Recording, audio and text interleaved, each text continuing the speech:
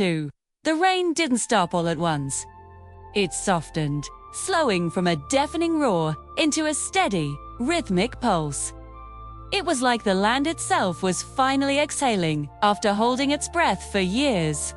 Water cascaded down the scorched stone, pooling in deep cracks that had been dry for generations of lions. Steam rose gently where fire had once ruled supreme, a quiet ghost of the chaos that had just passed. Simba stood perfectly still, letting the cool rain soak through his magnificent mane, trickling down to his very skin. Around him, the valley was transforming. Not in a dramatic, sudden shift, but in a slow, undeniable way. The acrid smell of ash began to fade, replaced by the rich scent of damp earth and something new, something faintly green. It was the scent of hope. Kiara moved to stand beside him, her gaze fixed on the retreating shadows where Kivali had vanished. "Haran," she said, her voice low. "But he's not gone." "No," Simba replied quietly, his eyes distant. "Fire like his never disappears completely. It just waits." Behind them, the united prides began to regroup. The air was thick with a mixture of relief and sorrow. Some lions tended to their wounds, while others stood watch along the high ridges, alert but no longer coiled with tension. The shadow lions, those who had surrendered, sat apart from the main group. Their heads were bowed low, not in chains, but in a heavy cloud of uncertainty. It was Amani who approached them first, his step sure and steady. "You don't have to follow him anymore," he said, his voice firm, yet not unkind. "The fire he promised you only ever burns those who stand closest to it." One of the shadow lions slowly lifted his head. His eyes were not defiant, but filled with a deep, weary exhaustion. "We followed because the land was silent," he said, his voice raspy. "Because no one came for us." Simba stepped forward, hearing those words like a physical weight against his chest. It was a truth he couldn't deny. "That silence," he declared, his voice resonating with newfound resolve, "ends today." The lion studied Simba for a long, searching moment. Then, he dipped his head in a bow, a deep, subservient one, but a gesture of acknowledgement. It was enough. Through, from the edge of the valley, Rafiki watched the scene unfold, lightly tapping his staff against the whetstone. "A fire that has denied its fuel must choose," he murmured to the wind.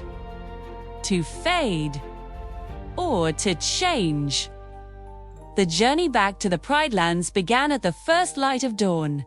There was no rush. The land they traveled through was too fragile, too wounded for haste. As they crossed the edge of the broken valley, Kiara noticed the small details that others might have missed. Tiny green shoots were already pushing their way through cracks in the stone. Insects, once driven away, were returning. Birds circled lower in the sky, their calls a mix of caution and curiosity. Life was returning. "The land remembers," she whispered, a sense of awe in her voice. Simba nodded, his gaze sweeping over the horizon. "And it forgives." Slowly.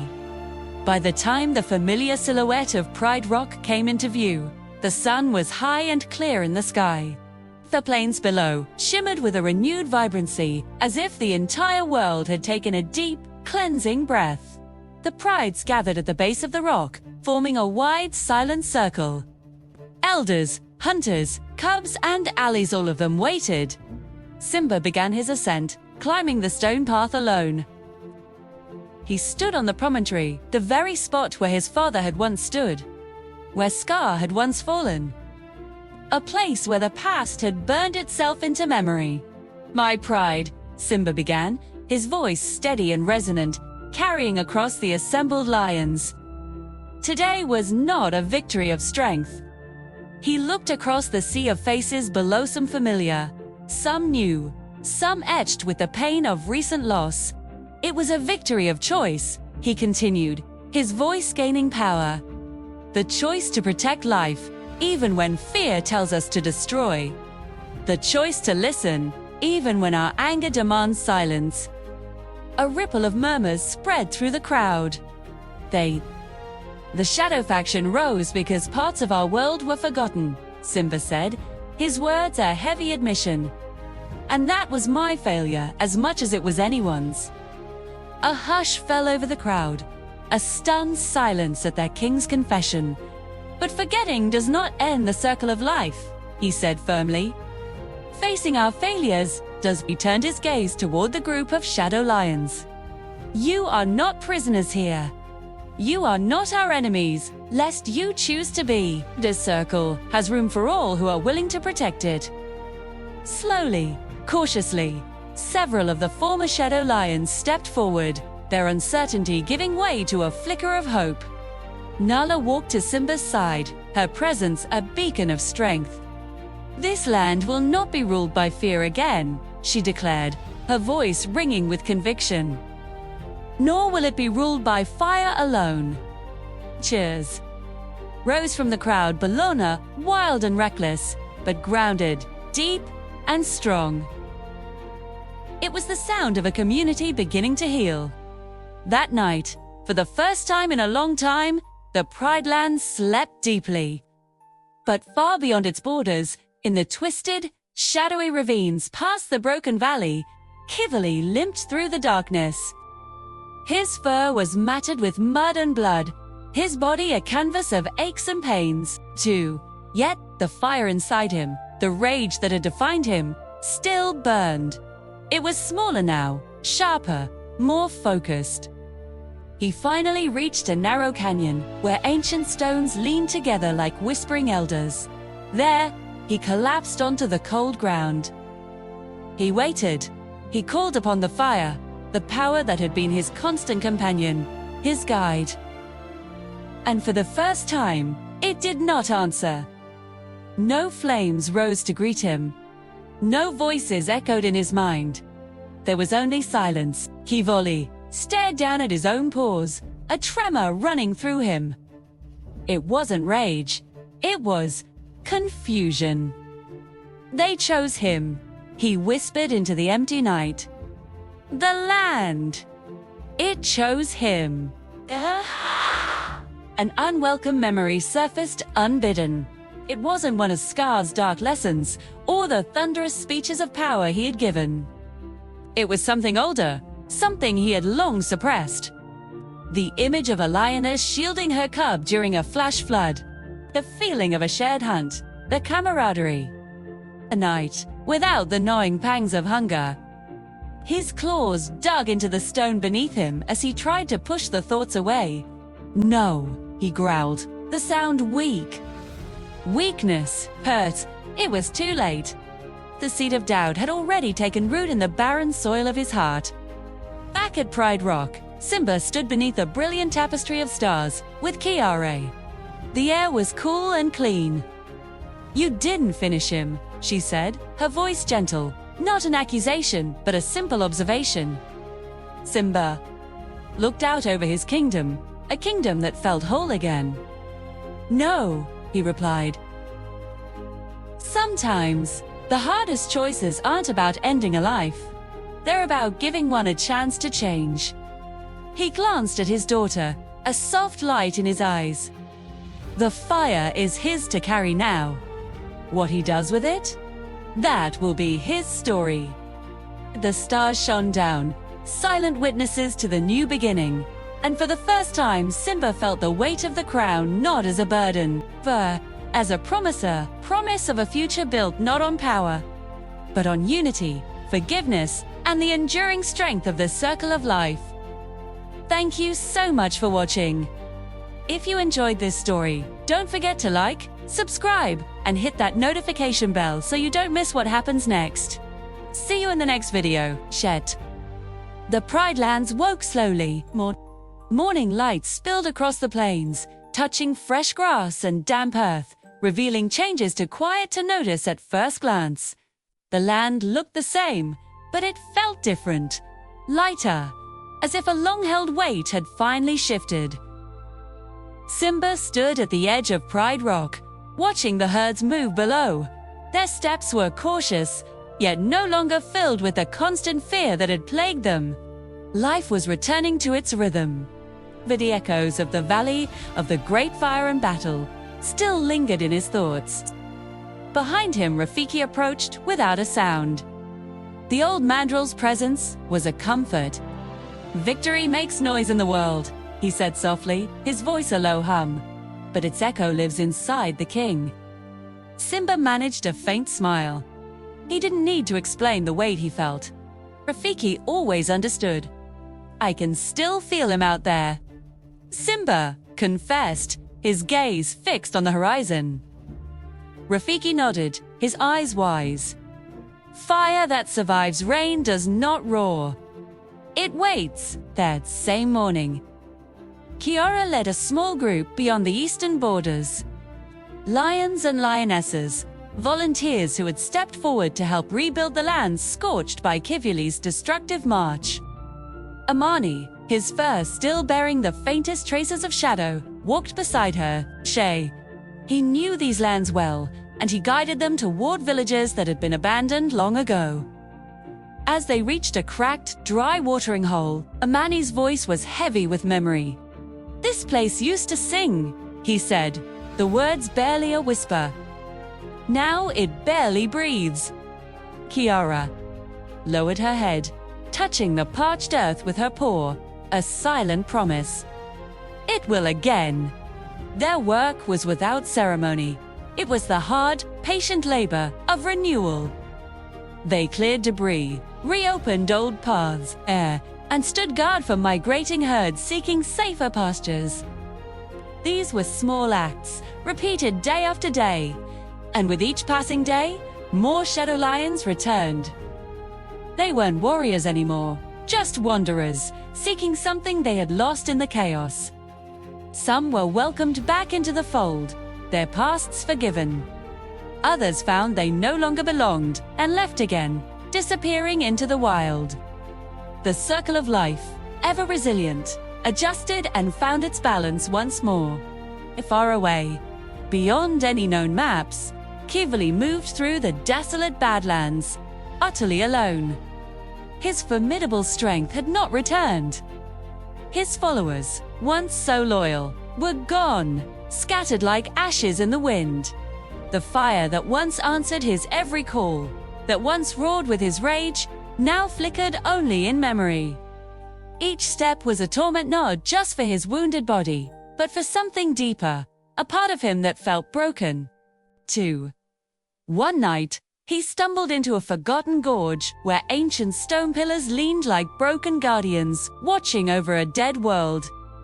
Rainwater dripped from cracks high above, pooling at his paws.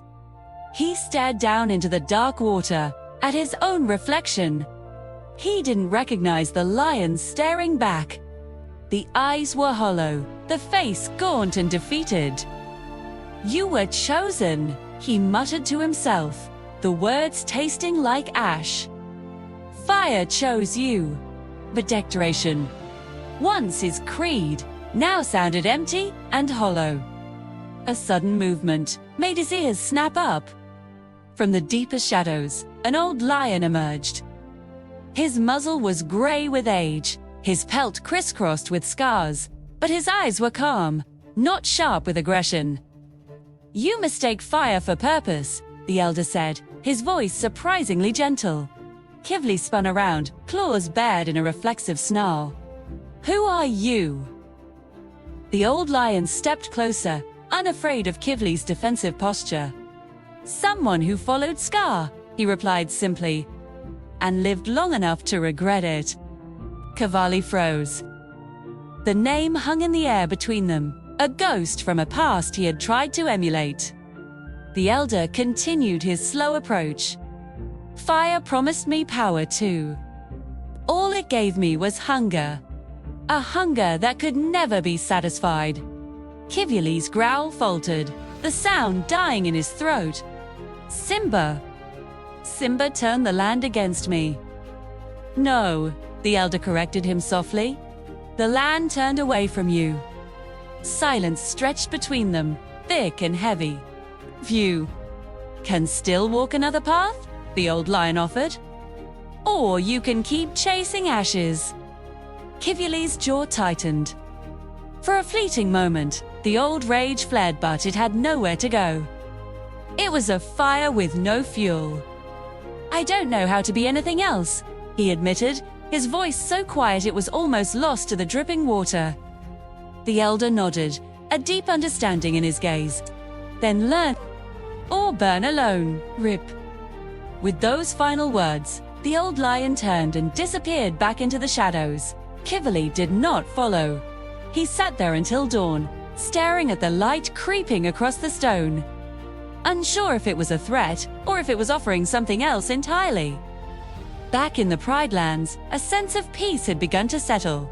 But it was sure the scout arrived at Pride Rock at a full run, her breath ragged. Simba, she panted, bowing quickly. The northern cliffs are stirring. It's not shadow lines, it's something. Older, Simba's ears lifted, his attention sharpening. Older how? They don't follow Kivali, the scout replied, her eyes wide. They don't follow anyone. Rafiki's staff struck the stone with a sharp crack. A look of grim recognition crossed his face. "Ay," he said, his voice low and serious. "The Watchers awaken." 2. That evening, Simba gathered his family and the council. Kiara, Kia nodded. They all listened as he relayed the scout's report. "The fire woke more than one threat," Simba explained, his voice steady. "Some dangers sleep until the land begins to heal. Our victory may have been a signal to them." Kyan felt the raw stir within him, not violently, but with a low, humming alertness, like a warning drum beating a distant rhythm. "They're not enemies yet," he said, thinking aloud. "But they're watching us." Kiara met her father's gaze, her own expression serious. So did Kivali. Once. Simba nodded slowly. 2. The lesson was not lost on him, which means we move carefully. That night, the stars burned brighter than usual, like cold, distant eyes. Simba dreamed. He stood on a vast, surreal plain where fire and water met, flowing together, without destroying each other. Above him, Mufasa's voice echoed from the stars, but it wasn't commanding, nor was it distant. It was close, a guiding presence. "Thor, the circle is tested in layers," his father's voice said. "Each victory reveals the next responsibility." Simba awoke before dawn, his heart steady, his resolve clear. The dream had not been a warning of despair, but a call to duty. At first light, he addressed the Pride Lands once more. His voice carried across the savannah, not with warnings of a new war, but with the simple, powerful truth. "We will not hide behind our borders," Simba declared. "We will walk them. We will listen beyond them. When fire rises again, because it will, we will answer with unity." The Pride responded with low, steady roars. It was not the sound of war. It was the sound of readiness. Far beyond their sight, the northern cliffs echoed with a deep, unfamiliar sound, the grinding of stone against stone, the sound of claws older than memory gripping the edge of the world. And somewhere in the desolate Badlands, Kivali lifted his head, hearing that same distant echo on the wind, a new chapter beginning for everyone. Thanks for watching, everyone. It's clear the story is far from over. What do you think this new threat could be? Let me know in the comments below. And if you enjoyed this, don't forget to like, subscribe, and hit that notification bell so you don't miss what happens next. See you in the next video.